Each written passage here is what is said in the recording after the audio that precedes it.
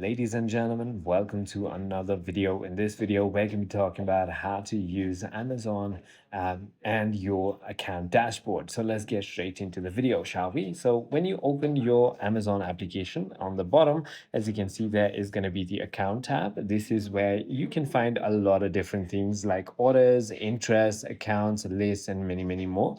So what you can do is if you select the orders tab, you can simply go ahead and look at all your purchase history, all the things that you purchased in the last 3 months. If you tap on interests, this is where you can simply go ahead and describe your interest and look for the products that you are normally interested in.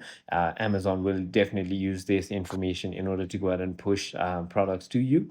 Simply go ahead and tap on accounts. This is where a lot of different things are. Here you can simply find your address tab, login and security. You can add price alerts on things.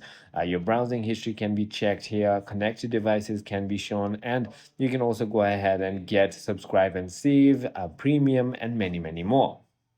So there's also list tab where you can simply go ahead and create a product list that you want to simply go ahead and purchase and save time. And that is about it. There's also this little tab on the bottom, which is the triple line menu. Here you can shop by department. You can simply switch account or sign out and even head to customer service. I hope this video clarifies everything for you. If you have further more queries, feel free to comment down below and I'll see you on the next one.